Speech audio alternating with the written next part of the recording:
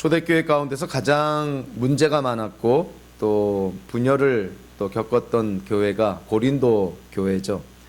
고린도 교회 성도들이 파당을 지어가지고요. 누구는 바울파며 누구는 아볼로파며 누구는 게바파며 심지어는 그리스도파다. 그렇게 분열을 겪고 있을 때 다윗이 그들에게 고린도 전서라는 편지를 보냅니다. 그 편지를 통해서 다윗은 다음과 같이 선포를 합니다. 어찌 보면 이 바울의 신앙 고백과 같은 것인데요. 나는 심고 아볼로는 물을 주었습니다. 그러나 하나님께서 자라게 하셨습니다. 그러므로 심는 사람이나 물 주는 사람은 아무것도 아니요 자라게 하시는 분은 하나님이십니다. 교회를 세우고 교회를 세워 나가시는 분이 하나님이시지 그 어떤 사람도 아니다는 것을 분명하게 선포한 것이죠. 예수님께서 이 땅에 오셨을 때 이미 예수님의 길을 예비하시고 또 준비하는 역할을 맡고 있는 세례 요한이라는 사람이 있었습니다. 세례 요한이 이 땅에 태어나서 유대인들에게 회개하라고 하나님의 나라가 가까워왔다고 그렇게 선포를 합니다. 그래서 많은 유대인들이 세례 요한에게 나와서 요단강에서 회개의 세례를 받게 됩니다.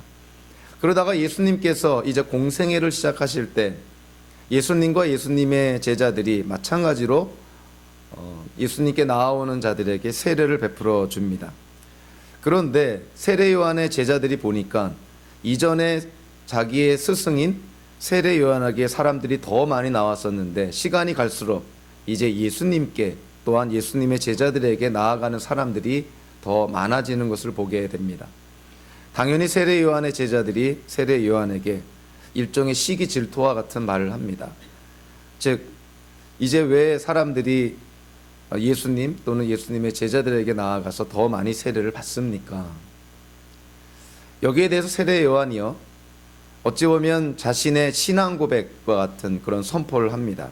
인간적으로 생각하면 당연히 시기 질투하고 경쟁의식, 비교의식이 있을 만도 한데 세례 요한은 요한복음 3장 30절에서 너무나 당당하게 그리고 담대하게 이런 선포를 합니다.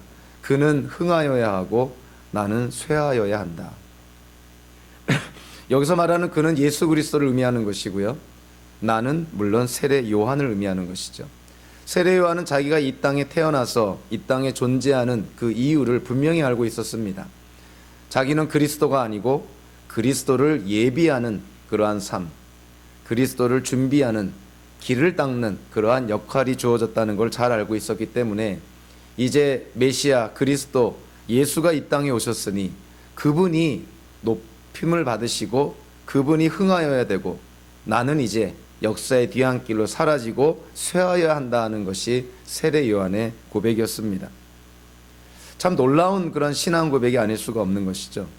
사람의 죄성은 어느 누구나가 예외가 있을 수가 없는데요. 다 자신을 드러내고 자신에게 영광을 돌리려고 하는 그러한 죄성이 누구에게나 다 있습니다. 하나님께서 모든 것을 다 하셨음에도 불구하고 마치 우리 자신이 모든 걸 계획하고 이룬 것처럼 그렇게 생각할 수가 있다는 것이죠. 그래서 일상생활에서든 신앙생활에서든 하나님을 밀쳐내고 내가 그 모든 것의 주인공이 되고 또 사람들의 주목을 받고자 하는 그러한 어떠한 결정이나 그러한 방향은 분명 하나님께로부터 나온 마음이 아닌 것입니다.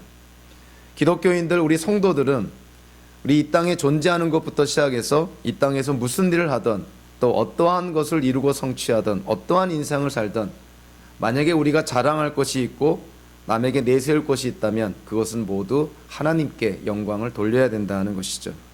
그래서 우리의 중심이 우리가 무엇을 하든 하나님께서 모든 영광을 받으셔야 된다는 그 진리에 우리의 생각이 뿌리를 박아야 됩니다. 그래야만 우리는 교만해지지 않을 수 있고 또 주변에 일어나는 일들로 인해서 일이 일비하는 또 쉽게 온도계처럼 뜨거워졌다가 식어지는 그런 감정의 변화도 우리가 컨트롤할 수가 있는 것이죠. 자, 오늘 본문에서 우리는 약간의 배경을 좀 이해할 필요가 있습니다. 다윗이 사울이 죽은 후에 이 헤브론으로 올라갔을 때 유다 지파의 지지를 받아서 유다의 왕이 됩니다. 그러나 북쪽에서는요 아브네엘을 중심으로 해서 11개 지파가 사울의 아들인 이스보셋을 왕으로 추대해서 북이스라엘은 이스보셋이 왕으로 다스리게 됩니다.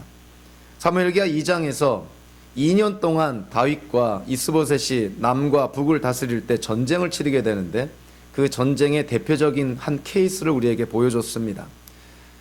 요압이 이끄는 군대와 아브넬이 이끄는 군대가 기브온에서 전쟁을 벌였는데 결국 유다 다윗의 군대, 요압의 군대가 승리를 거두게 되는 것이죠. 그래서 그 2년 동안의 전쟁에 하나의 대표성을 띠는 그런 케이스가 바로 사무엘기하 2장에 나와 있는 그 전쟁인 것입니다.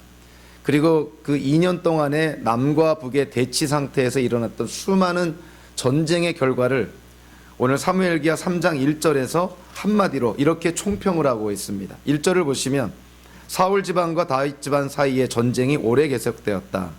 그러나 다윗 집안은 점점 더 강해지고 사울 집안은 점점 더 약해졌다. 2년 동안의 전쟁을 통해서 다윗 집안은 점점 더 강해졌고 사울의 집안은 점점 더 약해졌다. 이것이 결론입니다. 그래서 사무엘기하 3장 이후에 오늘 본문 2절 이후로부터 나오는 내용들은 사실은 이 1절에 이 총평에 대한 부연 설명이라는 것을 우리가 염두에 둘 필요가 있습니다. 사무엘기 저자가 어떠한 의도를 갖고 사무엘기하 3장을 지금 구성을 했는데 1절이 결론이라는 것이죠. 다윗의 집안은 강해졌고 사울의 집안은 약해졌다는 것입니다. 거기에 대한 부연 설명, 어떤 때는 거기에 대한 이해가 이제 2절 이후로부터 이렇게 쭉 풀어나오고 있습니다. 그래서 우리가 역사서에 나오는 한 사건을 대할 때 사건이 너무 흥미롭고 또 우리의 구미에 당기는 그런 이슈들이 막 나올 때 사건에 우리가 몰입을 하다 보면 사건에 빠져서 큰 그림을 못 볼 때가 있습니다. 사무엘기 3장도 어떠한 큰 그림을 봐야 되냐면 1절이라는 큰 그림 안에서 2절 이후로부터의 사건들을 바라봐야 된다는 것이죠. 결국 2년 동안 이스보셋과 다윗이 유다와 이스라엘의 왕으로 대치 상태에 있을 때 수많은 전쟁 통해서 다윗의 집안은 강해졌고, 즉 유다 왕국은 강해졌고 사울의 집안, 즉 이스라엘 왕국은 약해져 갔다는 것입니다. 이것이 결론이자 총평인 것이죠. 이거를 경계에 두고 바운더리로 삼고 이 3장의 이 사건들을 우리가 바라볼 필요가 있습니다. 자, 그렇게 우리가 생각하고 2절부터 5절까지를 바라보면 다윗의 아들들의 계보가 나옵니다. 이스라엘의 역사의 사건을 이렇게 사무엘기 저자가 언급을 하면서 갑작스럽게 다윗의 아들들의 계보를 언급을 합니다. 왜 다윗의 아들들의 계보를 언급을 했을까요? 여기에는 분명히 사무엘기 저자의 의도가 있는 것이죠. 2절부터 5절까지 다윗의 아들이 몇 명이나 기록이 되고 있냐면 6명이나 기록이 되고 있습니다. 이들은 다윗이 헤브론에서 살 때 낳은 아들이다, 이렇게 묘사합니다. 여러분들, 한 가정에, 한 집안에 아들이 많아진다는 것은 그 집안이 강해지고 있다는 뜻입니다. 그러니까 사무엘기 저자가 이 족보를 언급한 이유가 뭐냐면 다윗의 집안이 지금 강해지고 있다는 것을 보여주고 있는 것이죠. 그러나 상대적으로 사울의 집안은 어떻습니까? 사울과 그의 첫 세 아들은 길보아산에서 전쟁터에서 죽게 되는 것이죠. 지금 이스보셋은 지금 결혼을 했다는 말도, 아들이 있다는 말도 없습니다. 그리고 사무엘기하 4장에 보니까 요나단의 아들 두 다리를 저는 무비보셋이 한 명 있다. 사울의 집안은 지금 점점 더 약해져 가고 결국은 역사의 뒤안길에서 사라져 버리는 어떤 그러한 모습을 우리에게 비춰주는 반면 다윗의 집안은 점점 강해지고 있는 것이죠. 오늘 본문에서 6명의 아들이 나오죠.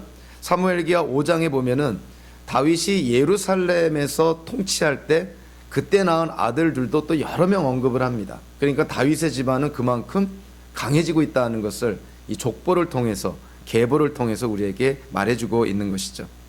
그래서 오늘 보면 2절부터 5절까지의 다윗의 아들들의 계보는 이런 긍정적인 측면이 있습니다. 아, 다윗의 집안이 지금 강해지고 있구나. 하나님께서 함께 하시니까 강해지고 있구나. 그래서 그 1절에서 다윗의 집안이 강해지고 사울의 집안이 약해진 궁극적인 이유가 뭐냐면은 다윗이 훌륭해서가 아니고요. 다윗의 군대 사령관인 요압이 용맹해서가 아니고요. 그 사무엘기하 5장 10절에 보니까 사무엘기 저자가 한마디로 뭐라고 표현하고 있냐면 만군의 주 하나님이 다윗과 함께 계심으로 다윗이 점점 강대해졌다. 다윗의 집안이 강해진 것은 다른 데 이유가 있는 것이 아니라 하나님께서 다윗과 함께 하시기 때문에 강해졌다는 것입니다. 그래서 성경 전체를 통해서 하나님의 백성들, 하나님의 자녀들, 성도들에게 하나님이 약속하신 최고의 축복은 바로 임마누엘의 하나님이 되시겠다는 것입니다. 하나님이 우리와 함께 하시겠다는 것이죠. 하나님이 영이시니 우리가 예수를 믿을 때 성령이 우리 안에 임재하게 되시고 성령의 인침을 통해서 하나님은, 삼위일체 하나님은 성령을 통해서 우리와 항상 함께 하신다는 것입니다. 이 땅을 살 때에도 죽은 이후에도 예수 그리스도께서 오신 후에 하나님 나라 안에서 우리가 영생을 할 때에도 하나님은 우리와 항상 함께 하신다는 것이 믿는 자들에게 주시는 최고의 복인 것이죠. 다윗의 집안이 왜 강대해졌습니까? 하나님이 함께 하시기 때문에 그렇습니다. 저와 여러분들의 삶에 하나님이 함께 하실 때 우리의 인생도 강해지는 것이죠. 서로 환경이 열악하더라도 우리는 강한 인생을 살 수가 있는 것이죠. 강인한 믿음의 소유자가 될 수 있는 것은 하나님께서 우리와 함께 하시기 때문인 것입니다. 다윗의 아들들의 계보는요, 이와 같은 긍정적인 그런 측면이 있는 반면에, 그러나 또 이 다윗의 아들들의 계보 안에는 부정적이고 어두운 측면도 우리에게 보여주고 있습니다. 여러분들, 왕이 많은 부인을 거느리고 많은 아들들, 특별히 그 아들들의 관계는 이복 형제 간이죠. 그런 상황이라면 쉽게 우리는 이 왕이 계승 문제에 있어서 상당한 어려움, 다툼이 있을 거라는 것을 쉽게 우리가 추측해 볼 수 있습니다. 우리 한국의 아주 유명한 유네스코에도 지정된 세계 기록 그 문화유산인 조선실록이 있는데요. 이 조선실록의 가장 중요한 그 주제가 뭐였냐면 항상 누가 다음 왕이 될 것인가. 그것이 조선실록의 아주 중요한 주제였다는 것이죠. 다윗에게 아들이 많았다는 것은 여전히 다윗의 후위, 즉 다윗의 왕위를 누가 이어갈 것인가, 그것 또한 첨예의 그런 어떤 이슈가 될 수 있다는 걸 우리에게 보여줍니다. 자, 그래서 그런지요, 자, 앞으로 사무엘기하 또는 열왕기 상의 전반부에도 나오는 이야기를 잠깐 먼저 소개를 하면, 오늘 보면 2절, 3절, 4절에서 아들들의 이름이 나오는데 맏아들이 암논이고 셋째 아들이 압살롬, 넷째 아들이 아도니아 이렇게 나옵니다. 이 세 명의 아들이요, 앞으로 다윗의 집안에 그리고 이스라엘의 흑역사의 주인공이 됩니다. 암논이라는 이 첫째 아들은 자기의 이복 여동생을 강간하게 되고요. 압살롬은 그것을 또 복수하려고 암논을 죽이게 되고요. 그리고 아비인 다윗이 이 암논을 징계하지 않고 압살롬을 박대하니까 결국 압살롬이 다윗을 반역하는 쿠데타를 일으키게 돼서 다윗도 예루살렘을 도망쳐 저 요단 동편 마하나임까지 쫓겨가는 그러한 수모를 겪게 되는 것이죠. 아도니아도 다윗이 살아있을 때 반역을 꾀하게 됩니다. 여러분들, 자기의 자식들이 형제간에 어떤 근친상간의 죄를 짓고요, 살인의 죄를 짓고 더 나아가서 두 명이나 아비에게 반역하는 쿠데타를 일으킨다면 여러분들, 그 집안이 행복한 집안일까요? 콩가루 집안일까요? 다윗의 집안이 그랬습니다. 그래서 이 다윗의 아들들의 계보를 통해서 우리는 두 가지 측면을 한꺼번에 보는 것이죠. 하나님께서 함께 하시기 때문에 다윗의 집안이 강해졌다는 측면도 있고, 부인이 많고 자식들이 많다는 것은 다윗의 집안에 바람 잘 날이 없다, 풍파가 있을 것이다 는 것을 우리에게 사무엘기 저자가 지금 암시해 주고 있는 것이죠. 어찌됐든 다윗의 집안은 하나님께서 함께 하심으로 강해지고 있습니다. 자, 그렇다면 사울의 집안은 어떻게 될까요? 6절부터 11절까지를 보니까 사울의 집안이 몰락을 하고 있는 어떠한 사건을 우리에게 제시해 줍니다. 이스라엘 왕국 북쪽의 11개 지파의 그런 지지를 받은 그 이스라엘 왕국의 두 명의 권력자를 생각한다면 누구겠어요? 왕인 이스보셋과 실질적인 권력자 아브넬이겠죠. 그리고 아브넬이 이스보셋을 왕으로 세웁니다. 그런데 오늘 6절부터 11절까지를 보니까 한마디로 이 아브넬과 이스보셋 간에 갈등이 이루어지고 있습니다. 두 권력자 간에 다툼이 일어나는 것이죠. 어찌 보면 현대적으로 표현하면 리더십에서 지금 분열이 일어나고 있는 것이죠. 그러면 그 결과는 어떻게 될까요? 뻔한 것입니다.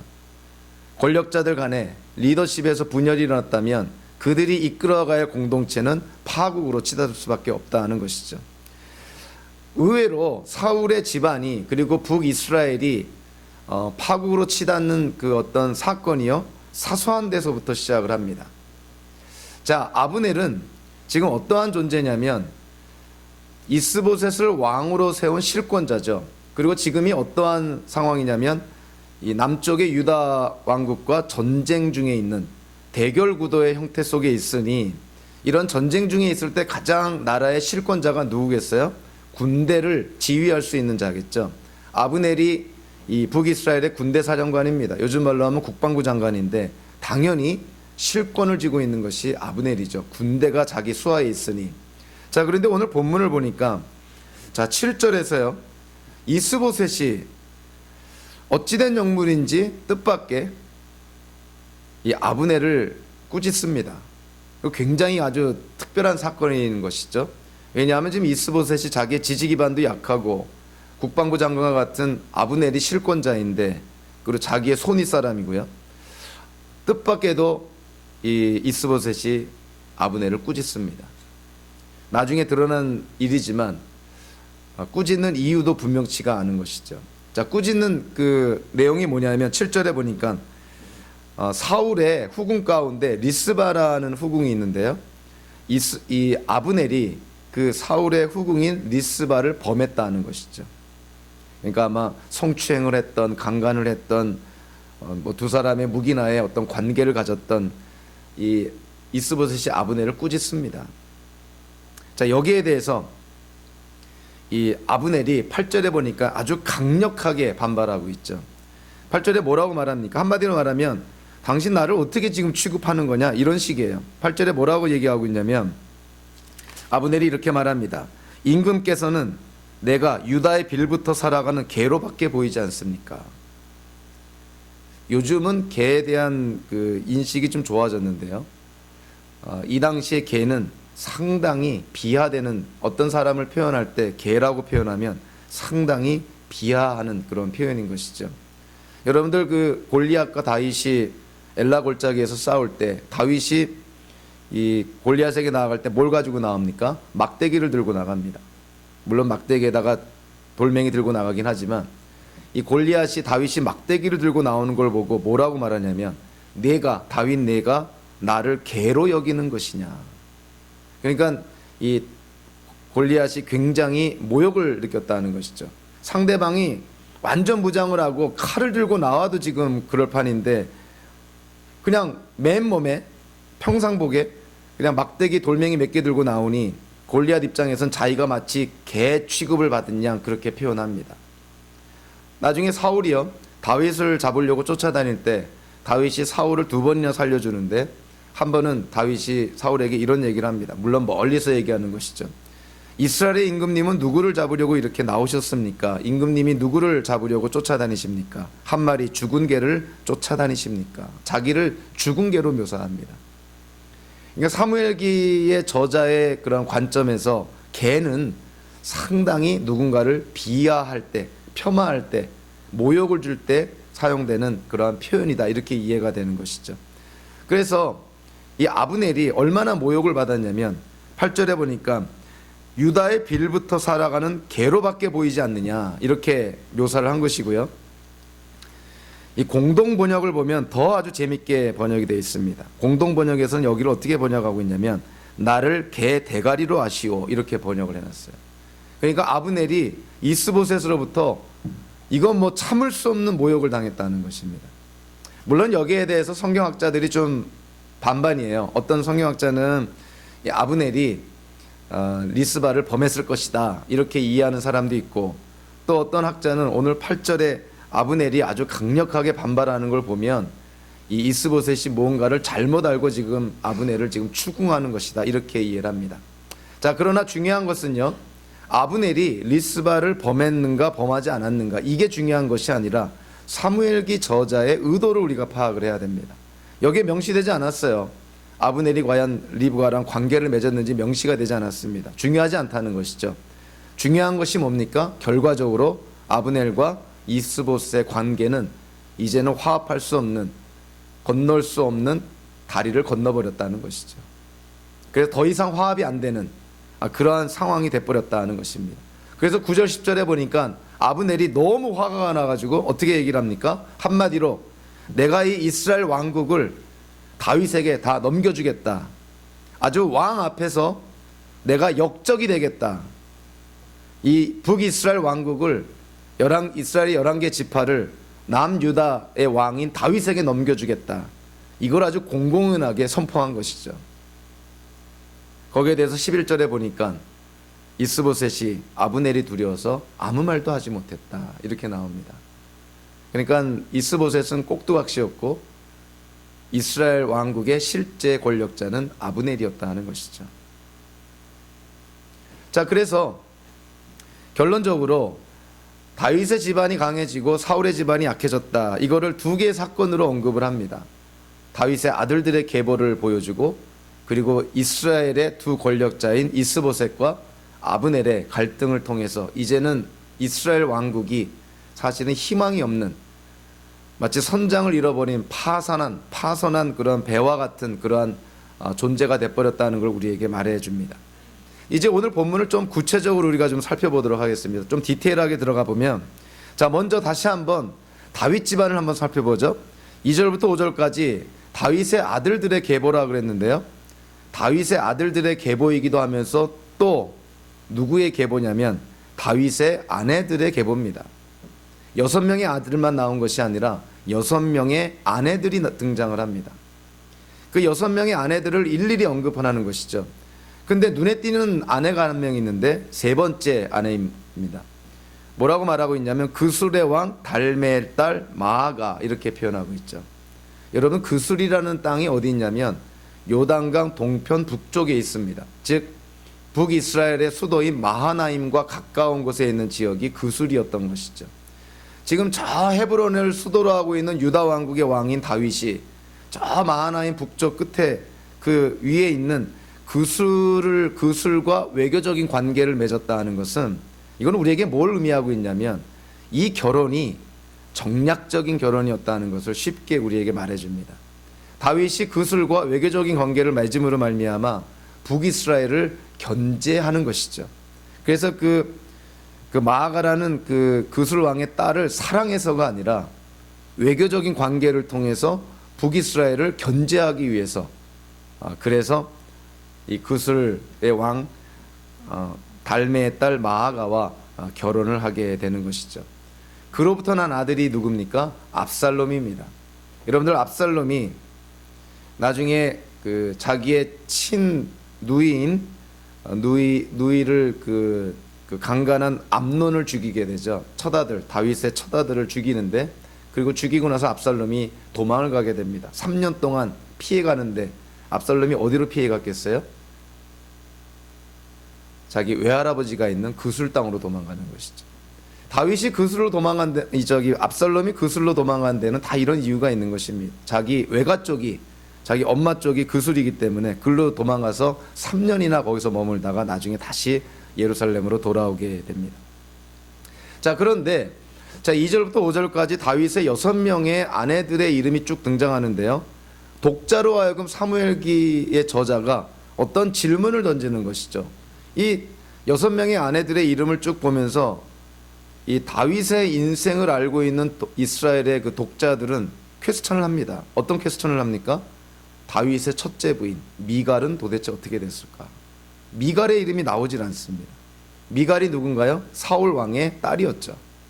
그래서 다윗은 사울 왕의 사위가 된 것이죠.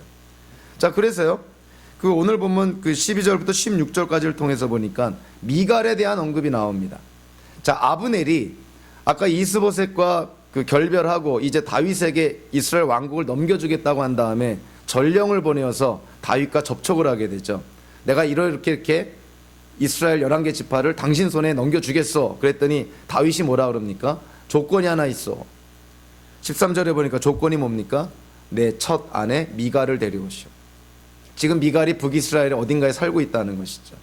사울 왕이 자기 사위인 다윗이 미워서 미갈을 다른 남자에게 이 발디엘이라는 다른 남자에게 줘버립니다. 그래서 사실 미갈은 지금 발디엘이라는 남자와 이 바후림이라는 곳에서 잘 살고 있었던 것이죠. 근데 다윗이 아브넬에게 그 미갈을 데려오시오. 그것이 조건이었던 것이에요. 왜 다윗이 6명이나 아내를 두고 있는데 더군다나 지금 다른 남자랑 잘 살고 있는 자기의 첫 번째 부인 미갈을 데려오라는 것일까? 그것이 아브넬이 다윗과 어떤 언약을 맺을 때 조건이었다는 것이죠. 자, 여기서 우리가 좀 생각해 볼 때요, 우리는 두 가지 극단을 좀 피해야 됩니다. 사무엘기 상하에 나오는 이 다윗을 우리가 이해할 때 다윗을 이상화하는 것은 피해야 되는 것이죠. 다윗이 뭐 이상적인 하나님의 백성으로 생각하면 큰 오해입니다. 하나님의 마음에 합한 자라고는 했지만 다윗도 여전히 우리와 같은 그런 몸과 마음과 생각을 가진 자니 죄를 짓는 것이고 악한 생각도 하는 것이고 꾀도 내는 것이죠. 그렇다고 해서 다윗을 또 너무나 우리가 또 비하하거나 폄하해서도 안 되는 것이죠. 자, 오늘 본문에 보니까 이전에 다윗이 사울이 죽었다는 소식을 들었을 때 다윗의 첫 번째 행동이 뭐였나요? 하나님께 기도하는 것이었죠. 하나님, 제가 유다 땅으로 올라가도 될까요? 하나님이 올라가라. 어디로 올라갈까요? 헤브론으로 올라가라. 그때 다윗의 모습은 어땠습니까? 당연한 것도 하나님께 기도하며 묻는 다윗의 믿음을 우리에게 보여줬죠. 자, 근데 오늘 12절 13절에 한번 볼까요? 아브넬이 북쪽의 군대 사령관 실권자인 아브넬이 다윗에게 전령을 보내어서 내가 이 땅을 당신에게 주겠소, 이스라엘 왕국을 당신에게 주겠소, 이런 제안을 했을 때 우리는 다윗에게서 무엇을 기대할 수 있습니까? 여기서 당연히 하나님의 뜻을 물었어야 되죠. 아브넬의 제안이 정말 하나님의 뜻입니까? 이 제안을 받아도 됩니까? 아니면 이 제안을 거절해야 됩니까? 다윗이 당연히 하나님께 물었어야 되는데 13절에 보니까 다윗의 머리가 아주 샤프하게 돌아갑니다. 그냥 아브넬의 제안을 받는 정도가 아니라 조건을 하나 딱 내세우는데 그 조건이 뭐라고요? 사울의 첫째 딸, 내 첫째 부인 미갈을 데려오시오. 다윗이 왜 미갈을 구했을까요? 6명이나 부인이 있는데 왜 첫째 부인, 다른 남자랑 지금 살고 있는 미갈을 데려오라 그랬을까요? 미갈이 갖고 있는 상징적인 의미가 뭘까요? 미갈이 사울의 딸입니다. 미갈을 다윗이 다시 자기의 부인으로 앉힌다면 다윗은 사울의 사위가 되는 것이죠. 그러면 사울 왕의 뒤를 이어서 사위인 다윗이 왕위에 오른다면 그 정통성이 있는 것이죠. 명분이 있는 것이죠. 그거를 위해서 다윗이 미갈을 데려오라 그런 것입니다. 그러니까 다윗도 오늘 이 사무엘기하 3장을 통해서 보면 다윗의 어떤 정치적인 그 촉각, 그 센스가 아주 뛰어납니다. 아브넬의 제안을 딱 받았을 때 다윗이 먼저 생각한 게 뭐냐면 미갈을 데려오라. 만약에 미갈이 다시 나한테로 와서 형식적이지만 남편과 아내로 그렇게 있다면 미갈이 속해 있는 베냐민 지파 그리고 이스라엘의 11개 지파의 마음을 잡을 수 있는 하나의 좋은 그런 어떤 끈이 된다는 것이죠. 그러니까 다윗이 아주 머리가 샤프하게 돌아간 것이죠. 머리는 샤프하게 돌아갔지만 하나님께 대한 그러한 믿음은 없었던 것이죠.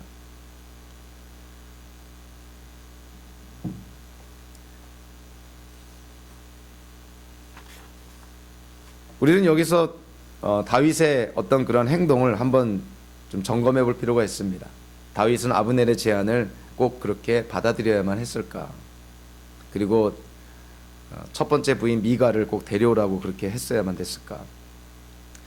분명한 것은요, 우리가 상황적으로 보면 다윗의 선택이 그렇게 나쁘지 않다고 보여집니다. 환경은 얼마든지 다윗이 그럴 수 있다, 그런 선택을 할 수 있다 생각을 합니다. 다윗은 분명 그렇게 생각했을 것이에요. 헤브론에서 지금 인내하면서 이스라엘의 통일이 될 것을 기다리고 있는데 뜻밖의 북이스라엘의 실권자인 아브넬이 자기와 언약을 맺으면, 즉 자기와 어떤 미략을 맺으면 북이스라엘을 그냥 건네주겠다는데, 피 한 방울 흘리지 않고 통일이 된다는데 다윗은 이것이 하나님의 뜻이라고 생각한 것이죠. 어찌 보면 아브넬의 제안은 이 가뭄의 단비와 같은 그러한 소식이었을 것입니다. 이제 마침내 하나님께서 나를 기름 부어 이스라엘의 왕으로 세워주신 것이 이제 마침내 이루어지고 성취가 되는 모양이구나. 환경을 통해서 하나님의 뜻을 파악을 했다고 생각한 것이죠. 그러나 그것이 하나님의 뜻이 아니었다 하는 것은 사무엘기야 3장의 뒷부분에서 이 사건이 어떻게 전개가 되는 걸 통해서 확연하게 우리에게 보여줍니다. 아브넬이 다윗과 헤어지고 나서 다시 이스라엘로 돌아가다가 요압한테 붙들려서 요압에게 죽임을 당합니다. 이스라엘의 국방부 장관 같은 아브넬이 남쪽 유다 왕국을 방문했다가 죽임을 당한 것이죠. 그렇다면 이스라엘의 11개 지파가 다윗을 어떻게 생각하겠습니까? 다윗은 신뢰할 수 없는 인간이고 통일이라는 것은 이제 물 건너간 얘기가 되는 것이죠. 다윗은 아브넬과 잘 언약을 맺고 미략을 잘 맺으면 피 한 방울 흘리지 않고 통일이 될 거라고 생각했는데 그 믿었던 아브넬은 죽임을 당하게 되고 이스라엘계 11개 지파와는 더욱더 갈등의 폭이 넓어진 것이죠. 이 다윗이 위기에 빠지게 된 것입니다. 이렇게 사건의 전개를 통해서 우리가 알 수 있는 것은 아브넬의 제안을 다윗이 받아들이는 것은 결코 하나님의 뜻이 아니었다는 걸 깨닫게 되는 것이죠. 다윗은 환경을 통해서 이것이 하나님의 뜻이겠거니 속단을 했습니다. 그러나 결론적으로는 하나님의 뜻이 아니었다는 것이죠. 그래서 저와 여러분들도요, 이 땅을 살아가면서 우리의 인생을 살면서 여러 환경을 접하면서 정말 조심해야 될 것이 있습니다. 우리는 성경을 통해서 분명하게 명시된 하나님의 성품과 하나님의 뜻이 있습니다. 이거는 명제예요. 진리적인 명제. 이 하나님의 성품과 뜻에 대한 명백하게 계시된 그런 하나님의 말씀이 있을 때 아무리 상황이 우리 입맛에 맞고 아무리 우리 보기에 좋은 거라도 성경에서 명백하게 계시된 하나님의 성품과 뜻에 어긋나는 것이면 천하 없더라도 그것은 하나님의 뜻이 될 수가 없다는 것이죠. 많은 사람들이 상황을 통해서 환경을 통해서 진리를 만들어내는 경향이 있습니다. 상황이 내 뜻에 잘 맞으니까 이것이 하나님의 뜻일 것이야. 그렇지 않습니다. 진리를 통해서 상황을 판단하실 수 있어야 되는 것이죠. 명시된 우리에게 계시된 하나님의 진리를 갖고 우리에게 일어나는 일들을 판단할 수 있어야 됩니다. 자칫 잘못하면 다윗과 같은 정말 인생의 크나큰 실착을 범할 수가 있는 것이죠. 환경적으로 봤을 때 정말 입에 맞는, 누가 보더라도 하나님의 뜻이라고 얘기해도 다 믿을 수 있는 환경적으로 너무나 좋은 그런 조건이 다윗에게 던져진 것입니다. 아까도 얘기했지만 다윗이 하나님께 하나님의 뜻을 묻지 않습니다. 제사장을 불러다가 하나님의 뜻을 묻지 않습니다. 하나님께 기도도 하지 않습니다. 너무나 아브넬의 제안이 정말 입에 맞는 것이었고 정말 기다리던 제안이었거든요. 덥석 물어버린 것이죠. 상황과 환경을 통해서 하나님의 진리를 왜곡하고 잘못 파악했던 것이죠. 저와 여러분들도 우리에게 주어진 절대 진리 대신 하나님의 말씀을 항상 우리가 읽고 공부하고 묵상하고, 그래서 하나님의 성품과 하나님의 뜻을 우리가 잘 분별해서 어떠한 상황 속에서도 즉각적으로 판단하고 결정해야 되는 상황 속에서도 하나님의 뜻을 잘 분별할 수 있는 그런 분별력이 우리에게 있어야 됩니다. 진리로 상황을 판단하고 분별할 수 있는 그런 능력을 우리가 키워야 된다는 것이죠. 이제 사울의 집안으로 한번 들어가 볼까요? 사울의 집안에 대해서 우리는 먼저 아까도 언급됐지만 그 이스보셋과 아브넬의 갈등을 우리 다시 한번 보겠습니다.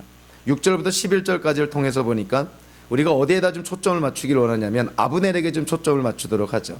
자, 아브넬이 모욕을 당했습니다. 그래서 이스보셋에게 분노하고, 그리고 분노한 끝에 내가 이 이스라엘이란 나라를 다윗에게 넘기겠다 이렇게 얘기를 합니다. 그런데 이 아브넬이 북쪽 이스라엘 왕국을 다윗에게 넘기겠다고 했을 때 그 명분이 뭐냐면요, 자기를 합리화하는 것이 뭐냐면 9절 10절에 나와 있습니다. 9절 10절을 한번 보시면 주님께서는 이미 다윗에게 약속하신 것이 있습니다. 이제 저는 다윗 편을 들어서 하나님의 뜻대로 하겠습니다. 그렇게 하지 않는다면 하나님이 이 아브넬에게 벌을 내리시고 또 내리셔도 좋습니다. 하나님은 이 나라를 사울과 그의 자손에게서 빼앗아 다윗에게 주실 것입니다. 하나님이 다윗을 이스라엘과 유다의 왕으로 삼으셔서 북쪽 단에서부터 남쪽 브엘세바 이르기까지 다스리게 하실 것입니다. 아브넬이 이 말을 했다는 것이 믿겨지지 않을 정도로 진리를 지금 말씀하고 있는 것이죠. 하나님이 다윗을 기름 부어 이스라엘의 왕으로 세워서 남쪽 유다 왕국뿐만이 아니라 남쪽과 북쪽 유다와 이스라엘 통일 왕국의 왕으로 하나님이 다윗을 세우고 그로 하여금 이스라엘을 다스리게 할 것이다. 이것이 하나님이 다윗에게 약속한 것인데요, 아브넬이 이것을 이미 알고 있다는 것이에요. 그래서 우리가 쉽게 추측을 하는 것이 아브넬이 알고 있을 정도면 아마 이스라엘 전역 남유다뿐만이 아니라 북이스라엘 11개 지파에도 다윗에게 하나님이 약속하신 이 언약, 하나님의 약속이 이스라엘 백성들이 아마 다 알고 있을 거라고 쉽게 우리가 상상할 수 있습니다. 아브넬은 하나님이 다윗을 사울의 뒤를 이어서 이스라엘 통일 왕국의 왕으로 세울 거라는 것을 알고 있었다는 것이죠. 자, 그런데 아브넬이 어떻게 행동했습니까? 이러한 사실을 알았음에도 아브넬의 행동은요, 북이스라엘의 11개 지파를 설득을 해서 사울의 아들 이스보셋을 왕으로 세우고 이스라엘 왕국을 세우지 않습니까? 하나님의 분명한 뜻을 알면서도 아브넬은 북이스라엘을 세우고 이스보셋을 왕으로 세웁니다. 자, 그런 아브넬이 이제 와서 이스보셋에게 분노해가지고요, 하나님의 언약을 운운하면서 다윗에게 한 약속을 운운하면서 내가 이제 이 이스라엘 왕국을 다윗에게 주겠다, 이것이 하나님의 뜻이고 내가 만약에 이렇지 않는다면 하나님께 벌을 받을 것이다, 이렇게 얘기하고 있습니다. 참 아브넬이란 사람 종잡을 수 없는 사람이죠. 그러나 분명한 것은 아브넬은 하나님의 뜻을 이루려고 하는 사람이 아니라 아브넬은 철저한 기회주의자였다는 것이죠. 이전에는 이스보셋을 왕으로 세워서 권력을 누리는 거로 자기가 그런 계획을 세웠었는데 이제 이스보셋의 희망이 없다고 생각하니까 다윗에게 붙어서 나중에 통일 왕국의 권력자로서 자기가 권력을 좀 누려보고 싶다. 그래서 이제는 이스보셋을 버리고 다윗을 택하겠다는 거예요. 그리고 다윗을 택하는 명분이 뭐라는 거예요? 하나님의 언약, 다윗에게 한 하나님의 약속을 운운하면서 내가 이 하나님의 그런 뜻을 따라서 이스라엘을 유다에게, 다윗에게 넘기는 것이 하나님의 뜻이다. 아주 철저한 기회주의자의 모습을 아브넬이 보여주고 있다는 것이죠. 자, 거기에 대한 부연 설명으로요, 이 사무엘기 이 저자가 17절부터 19절까지를 한번 보시면 아주 더 가관인 그런 장면이 나옵니다. 자, 아브넬이 이스보셋과 결별하고요, 이제 다윗에게 붙기로 작정한 다음에 다윗에게 전령을 보냅니다. 내가 이스라엘 왕국을 당신에게 주겠습니다. 다윗은 그 제안을 얼싸 좋다 하고 또 받았죠. 첫째 아내인 미갈을 데려오라. 결국 아브넬이 주동이 돼가지고 이 미갈을 확보합니다. 나중에 미갈을 데리고 이 헤브론으로 가는 것이죠. 17절부터 19절까지를 보니까, 자, 아브넬은 이제 이스보셋의 희망이 없고 다윗에게 희망이 있다 생각해서 다윗에게 이제 붙으려고 결정을 내린 것인데, 문제는 이스라엘 왕국의 11개 지파를 설득을 해야 되는 문제가 있는 것이에요. 혼자 결정한다고 되는 것이 아니죠. 11개 지파가 동의를 해주고 지지를 해야만 이스라엘 왕국이 남유다 왕국과 통일이 되는 것이죠. 자, 거기에 대해서 17절에 이제 아브넬이 움직이기 시작을 합니다. 17절에 보니까 이스라엘의 장로들과 상의하였다. 즉 이스라엘의 지도자들인 것이죠. 17절에 이렇게 나오죠. 여러분은 이미 전부터 다윗을 여러분의 왕으로 모시려고 애를 썼습니다. 아브넬이 이 언급을 통해서 우리는 여기에 좀 암시된 그런 그 뜻을 우리가 좀 이해할 필요가 있는데, 아마 북쪽 이스라엘 왕국의 11개 지파 안에서도 아마 다윗에 대한 하나님의 언약, 하나님의 약속을 아는 사람들이 있었고, 그래서 이스라엘 왕국 안에서도 이 다윗을 왕으로 세워야 되는 것이 하나님의 뜻이 아닌가, 이렇게 생각하는 사람들이 있었다는 것이죠.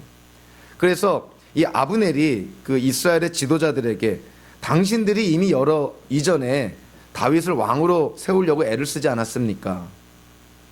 여기는 또 다른 의미가 있죠. 이들의 그러한 노력이 있음에도 이들의 노력을 억눌렀고 그 이들의 뜻을 꺾었던 사람이 누구였던 거예요? 아브넬이었죠. 아브넬이 이거를 억누르고 이들의 뜻을 꺾었는데 이제 와서 그들의 뜻을 되살리면서 이제 우리가 다윗에게 붙자 이러는 것입니다. 19절에 보니까요, 아브넬이 또 어느 지파와도 상의했다고 되어 있냐면 사울 가문이 어느 지파에 속해 있나요? 베냐민 지파에 속해 있죠. 그래서 사울 이스보셋 왕을 지지하는 최대의 지파가 당연히 베냐민 지파겠죠. 그래서 19절에 보니까 아브넬이 베냐민 지파와도 상의했다. 그러니까 베냐민 지파로부터도 동의를 이끌어냈다는 거예요. 그래서 11개 지파로부터 다 동의를 이끌어내서 지금 다윗에게 나아가서 이스라엘 왕국을 주겠다고 그렇게 하는 것입니다. 자, 여기서 아브넬의 아주 교묘한 모습을 우리가 또 보게 되는데, 자 18절에 보니까요, 이스라엘 11개 지파를 설득을 하려면 지금 아브넬이 무슨 짓을 벌이고 있냐면 이스보셋이 어쨌든 왕으로 있는데 지금 역적 행위를 하고 있는 거 아니에요. 왕의 뜻과 관계없이 아브넬이 이 이스라엘 왕국을 다윗에게 주겠다는 것 아닙니까? 이거는 모반이고 역적 행위죠. 그러면 11개 지파가 이 아브넬의 이 제안에 따라올 수 있는 명분이 있어야 되는 거예요. 어떤 공적인 명분이 있어야 되는데 그 명분 없이 당신들 나 따라오라 그러면 이스라엘의 11개 지파가 따라갈 리 있습니까? 따라가지 않는 것이죠. 결국 아브넬이 그들을 설득한 명분이 뭡니까? 그것이 18절에 나오죠. 아까 9절과 10절에서 언급된 것을 다시 요약한 것인데 18절에 이렇게 말합니다. 주님께서 이미 다윗을 두고 내가 나의 종 다윗을 시켜서 나의 백성 이스라엘을 블레셋 사람의 지배와 모든 원수의 지배에서 구하여 내겠다 하고 약속하여 주셨기 때문입니다. 아브넬이 이스라엘의 11개 지파를 설득하는 그 명분이 뭐라는 거예요? 하나님의 약속이라는 거예요. 하나님의 뜻이라는 거예요.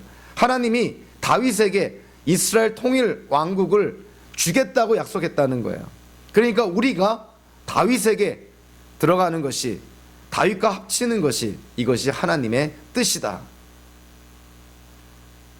결국 이스라엘의 11개 지파가 이 아브넬이 선포한 그 명분에 설득을 당합니다. 그래, 우리가 하나님이 다윗을 왕으로 세우신다 했으니 다윗에게 우리가 들어가는 것이, 다윗과 합치는 것이 하나님의 뜻이지.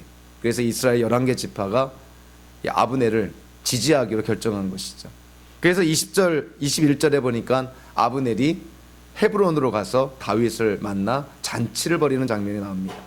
다윗과 아브넬 간에 이제 그들이 맺은 미략, 그들이 맺은 약속이 이제는 실제화됐다는 것이죠. 모든 것이 순조롭게 진행이 됩니다. 다윗도 이때까지만 해도 뭘 생각했겠어요? 아, 이제 아브넬을 통해서 이스라엘 왕국이 나에게 들어오겠구나. 그러면 마침내 기다렸던 이스라엘 통일 왕국의 왕이 되겠구나. 근데 어떻게 됐습니까? 아브넬이 살해를 당하게 되죠. 다윗의 기대는 철저하게 무너져 버리고 오히려 이스라엘 11개 지파로부터 오해와 비판과 비난을 받는 그러한 상황에 놓이게 되는 것이죠. 우리는 여기에서 한 가지 질문을 해야 됩니다. 과연 아브넬이 정말 하나님의 뜻을 이루고자 했을까? 아브넬은 분명히 하나님께서 다윗을 왕으로 세웠다는 것을 분명히 알고 있습니다. 그리고 이스라엘이란 통일 국가가 다윗의 통치 아래 놓이게 된다는 것도 분명히 알았던 것이죠. 아브넬은 진정으로 하나님의 뜻을, 하나님의 계획을 이루려고 결단한 것일까요? 결론적으로 말하면 아니다라는 것입니다.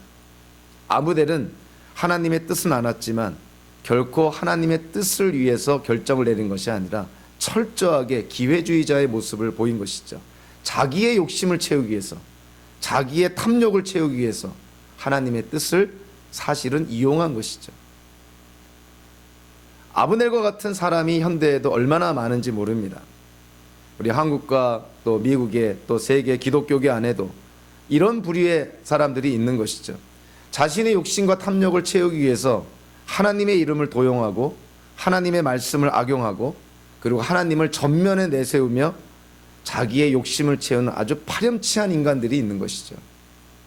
누가 보더라도 하나님의 뜻이 아니고 누가 보더라도 세상에 지탄을 받는 일인데도 불구하고 마치 그것이 교회를 위하는 것이고 하나님을 위한 것이냐, 그런 파렴치한 인간들이 이때만 있었던 것이 아니라 오늘날에도 존재하는 것입니다.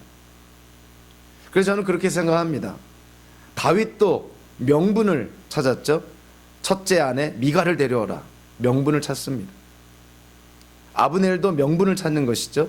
하나님이 다윗에게 약속했다. 명분이 좋다, 명분이 안 좋다. 뭐 정치적으로도 그렇고 모든 우리의 인간의 결정 속에서 다 나타나는 건데요. 저는 그렇게 생각을 합니다. 명분이 안 좋다는 것은 아주 쉽게 표현하면요, 우리가 어떤 결정을 내릴 때 우리가 쉽게 이렇게 표현하죠. 그림이 안 좋다, 이런 표현을 합니다. 그림이 안 좋다. 뭐 완전할 수는 없지만 그림이 안 좋은 것은 대개가 명분이 안 좋은 경우입니다. 누가 보더라도 참 그림이 좋은 그런 경우가 있어요. 어떤 결정을 내리고 어떤 전환기에서 어떠한 일을 계획하거나 또 어떠한 그 새로운 일을 시작하거나 어떤 중요한 결정을 내릴 때 그림이 좋다는 것은 대체적으로 명분이 좋다는 것입니다. 근데 아무리 설명이 좋고 아무리 우리를 이해시키려고 노력을 해도 그림이 좋지 않으면 대개가 명분이 안 좋은 것이죠. 그래서 저는 그렇게 생각을 합니다.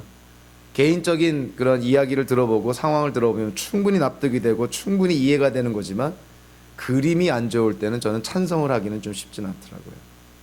그래서 여러분들도 우리가 완전할 수는 없지만 100% 완전할 수는 없지만 그림이 안 좋은 일을 행할 때는 한번 다시 생각해 볼 필요가 있습니다. 그림이 안 좋을 때. 그거는 명분이 안 좋기 때문에 그런 것이죠. 그리고 우리 인생 속에 아주 중요한 결정을 내릴 때 여러분들 명분이 있어야 되고 그것도 하나님 안에서의 명분이죠. 그리고 하나님 안에서의 명분은 항상 그림이 좋습니다. 누가 보더라도 그림이 좋은 거예요. 근데 그림이 안 좋으면 명분이 안 좋은 것이죠. 정치계에서도 뭐 중요한 결단을 내릴 때 정치인들이 찾는 게 뭡니까? 명분을 찾잖아요. 국민들이 보기에 좋아야 되거든요. 국민들이 보기에 납득할 만한 명분이 있어야 되거든요. 하물며 신앙인들이 어떤 중요한 결정을 내릴 때 하나님 안에서 명분이 없이 그저 내 실리, 나한테 이익이 되고 나한테 좋으니까 환경을 통해서 진리를 마음대로 만들어내는 그러한 실수를 범해서는 안 된다는 것이죠. 그래서 참 우리 신앙인들도요, 이 명분이 있어야 됩니다. 무슨 일을 할 때 이 명분이 있어야 돼요. 하나님 안에서 명분이 있어야 됩니다. 결국 이스라엘을요, 지금은 유다와 이스라엘, 북이스라엘로 나눠졌지만 결국 이스라엘을 통일 왕국으로 만들어가는 것은, 통일 왕국으로 세워가는 것은 다윗의 아주 뛰어난 정치적인 촉각이 있어서 그런 것도 아니고 아브넬의 아주 기회주의적인 처사가 있어서 그런 것이 아닙니다. 다윗의 이런 잘못된 선택, 아브넬의 이런 죄악된 그런 기회주의적인 처사, 그럼에도 불구하고 이 모든 것을 합력해서 하나님이 하나님의 뜻을 이뤄 나가신다는 것이죠. 그래서 오늘의 이 본문을 통해서 깨닫는 건 뭐냐면은 하나님의 뜻은 절대로 강한 자를 통해서 이루어지지 않는다는 거예요. 하나님의 뜻은 항상 약한 자를 통해서 이루어진다는 것입니다.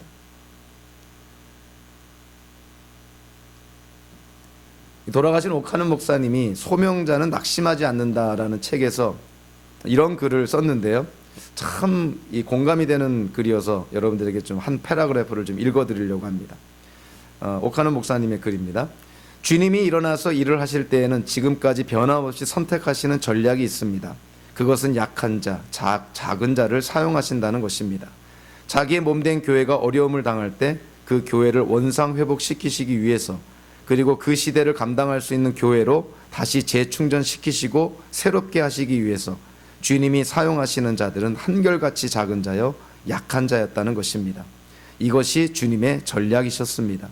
이것은 교회를 잘못된 곳으로 끌고 가는 많은 지도자들이 보지 못하는 허를 찌르는 작전이었습니다. 참 공감이 되는 말씀이죠. 오늘 본문과도 비춰보면 참 일맥상통하는 것이죠. 하나님은 다윗을 뛰어난 어떤 정치적인 촉각, 정치적인 감각으로 이스라엘을 세워나가는 것이 아니고요, 아브넬과 같은 아주 기회주의적인 그런 임기응변의 환경 변화에 그 적응에 능한 그런 어떤 사람들을 통해서 하나님의 뜻을 이뤄나가는 것이 아니라는 것입니다. 하나님은 약한 자를 사용하셔서, 작은 자를 사용하셔서 하나님의 뜻을 이뤄나간다는 것이죠.